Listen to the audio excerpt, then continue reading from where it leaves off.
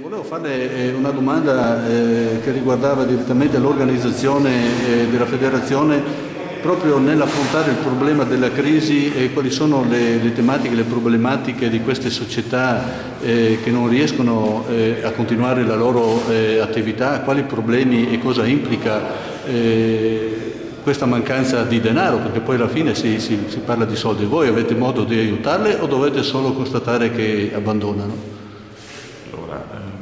Il comitato regionale è un organo che non può prevedere un aiuto finanziario alla società, è un organo al servizio delle società, che tra l'altro le società stesse votano.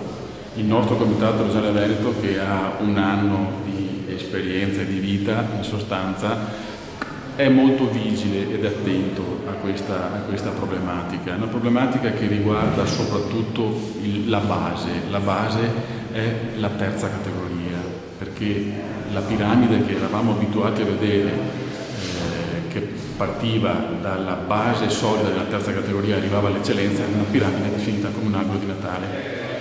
Questa cosa purtroppo è venuta a mancare negli ultimi anni, perché ci sono alcune società che, prese dal momento e dalla crisi, non riescono a riorganizzarsi.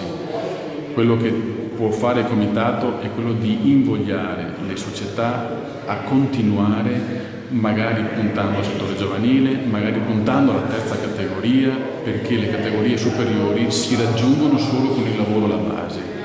È questo che noi vogliamo che possa accadere.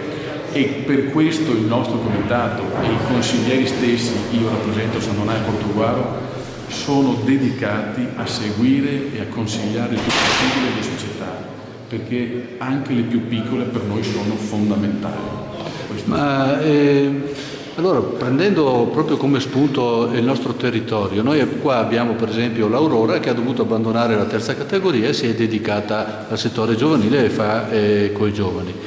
E perciò si vuole continuare a far calcio e andare avanti su questa strada, però non c'è proprio nessun sistema, nessun modo per aiutarli a fare la terza categoria, la prima squadra.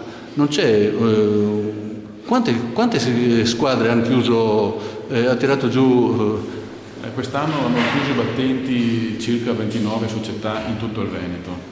Se lei pensa che il Comitato regionale Veneto è il secondo in Italia, le 29 società possono incidere poco, ma è un trend. 29 sulla Lega Dilettanti o in terza categoria?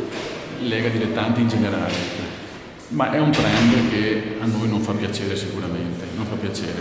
Il fatto che alcune società come il San Nicolò si siano dedicate al puro settore giovanile è un momento che ci può far pensare ad una ricrescita, perché purtroppo gestire un puro settore giovanile può avere un costo. Gestire una prima squadra, tante volte, magari anche in terza categoria, alcune società non se la sentono perché non hanno un obiettivo finale a cui far arrivare i ragazzi. Ecco perché queste aggregazioni, queste sinergie tra le società diventano fondamentali anche nel momento in cui c'è una società a capo di tutto ciò che può presentare una prima squadra importante, sia essa in prima categoria, in promozione o magari in eccellenza. Questo è il progetto che qualsiasi società deve porsi.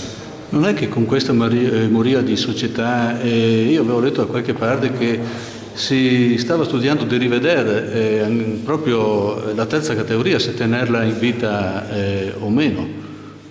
Queste sono cose che si possono dire, ma che le possono... Chiacchiere da bar? No, non mi permetto di dire che sono chiacchiere da bar, ma forse discorsi dei non addetti ai lavori, perché la terza categoria è fondamentale, che se ne dica, non ce ne sono tante. Perciò da parte vostra non vi passa neanche per l'idea. Per la camera del cervello di poter fare... Perché qualche giornale sportivo l'ha riportata. L'ha riportata perché magari c'è la possibilità di fare al posto della terza categoria una juniores under 18 o under 21 che dopo ti proietta lo stesso in seconda categoria o nella terza categoria, ma le società non sono proiettate a fare un under da noi, perché i costi sono ancora maggiori della terza categoria, trasferte, ragazzi di un certo tipo, e magari si gioca il sabato dove i ragazzi devono stare a casa da scuola per andare a giocare, quindi è tutto un insieme di cose che... Allora, per chiudere,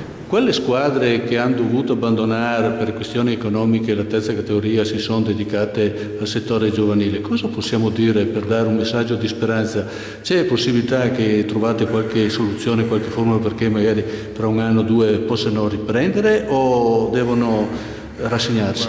Dal mio punto di vista e da quello che sento anche in comitato regionale, per noi non è una cosa positiva il fatto che una società si dedichi esclusivamente al puro settore giovanile, però di buono, e assolutamente buono, c'è che queste società si dedicano esclusivamente come programma al puro settore giovanile, perché si troveranno fra qualche anno ad avere per forza di cose dei campioncini, tra virgolette, in casa per fare la terza categoria, a costo zero.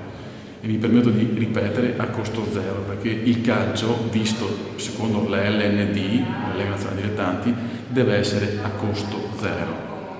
È un argomento questo per il quale non vorrei dilungarmi e non vorrei neanche andare avanti, insomma, però il messaggio è chiarissimo e spero che qualcuno l'abbia capito. Bene, grazie.